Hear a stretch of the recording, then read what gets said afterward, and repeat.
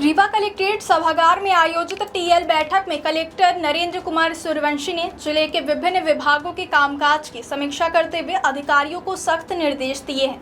बैठक में खास तौर पर सीएम हेल्पलाइन, जन सुनवाई, स्वरोजगार योजनाओं, राजस्व प्रकरणों और लंबित मामलों के समयबद्ध निराकरण पर जोर दिया गया। कलेक्टर ने स्पष्ट कहा कि अब लापरवाही किसी भी कीमत पर बर्दाश्त नहीं की जाएगी। यदि समय सीमा के भीतर आवेदन पत्रों का निराकरण नहीं हुआ तो संबंधित अधिकारियों पर जुर्माने की कार्यवाही भी की जाएगी।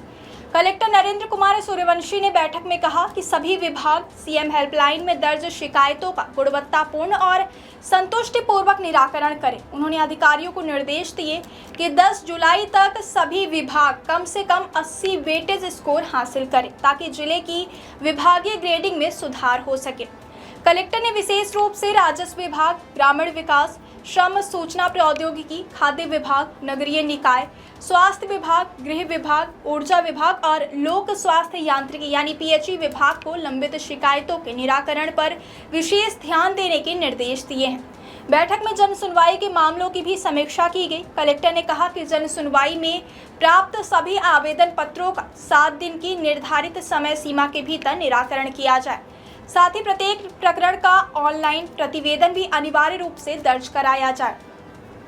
उन्होंने 2 टूक शब्दों में कहा कि यदि किसी अधिकारी की लापरवाही के कारण आवेदन समय पर नहीं निपटाए गए तो संबंधित अधिकारी पर आर्थिक दंड लगाया जाएगा।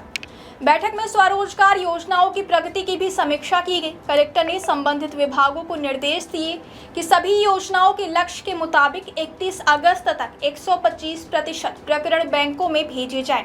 इसके बाद बैंक अधिकारियों के साथ नियमित समन्वय बनाकर सितंबर महीने में सभी लंबित प्रकरणों का निराकरण कराया जाए और 31 अक्टूबर तक पात्र हितग्राहियों को 100% लाभ वितरण सुनिश्चित किया जाए। उन्होंने अधिकारियों को कहा कि अधिक से अधिक पात्र लोगों तक योजनाओं का लाभ पहुंचाने के लिए विशेष अभियान चलाया जाए। गांव-गांव और वार्ड स्तर पर पात्र हितग्राहियों के आवेदन भरवाए जाएं ताकि कोई भी पात्र व्यक्ति सरकारी योजनाओं के लाभ से वंचित न रहे। बैठक में कलेक्टर ने कलेक्ट्रेट परिसर की साफ सफाई को लेकर भी अधिकारियों को निर्देश दिए हैं। उन्होंने कहा कि कलेक्ट्रेट परिसर में संचालित सभी विभागों के कार्यालय प्रमुख प्रतिदिन अपने कार्यालयों का कचरा डस्टबिन में एकत्रित कराएं और नगर निगम के कचरा वाहन के माध्यम से उसका नियमित रूप से निष्पादन सुनिश्चित करें। उन्होंने साफ कहा कि स्वच्छ कार्यालय और स्वच्छ परिसर प्रशासन की प्राथमिक जिम्मेदारी है, इसलिए इसमें किसी प्रकार की लापरवाही स्वीकार नहीं की जाएगी। बैठक में भूमि आवंटन से जुड़े लंबित मामलों पर भी चर्चा हुई है।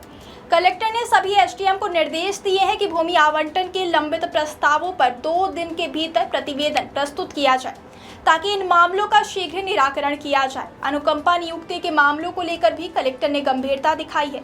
उन्होंने सभी संबंधित विभागों को निर्देश दिए कि 3 दिन के भीतर रिक्त पदों की जानकारी उपलब्ध कराई जाए ताकि पात्र आवेदकों को समय पर अनुकंपा नियुक्ति दी जा सके। इसके साथ ही अपर कलेक्टर को निर्देशित किया गया कि जुलाई महीने के भीतर सभी लंबित अनुकंपा नियुक्ति प्रकरणों का निराकरण सुनिश्चित किया जाए। कलेक्टर ने बैठक में मौजूद सभी अधिकारियों से कहा कि शासन की प्राथमिकता वाले कार्यों को सर्वोच्च प्राथमिकता के साथ पूरा किया जाए। आम जनता से जुड़े मामलों में किसी प्रकार की देरी या फिर लापरवाही बर्दाश्त नहीं की जाएगी। उन्होंने कहा कि प्रशासन की जवाबदेही तभी साबित होगी जब लोगों की शिकायतों का समय पर समाधान होगा, सरकारी योजनाओं का लाभ पात्र लोगों तक पहुंचेगा और कार्यालयों में लंबित प्रकरणों की संख्या लगातार कम होगी।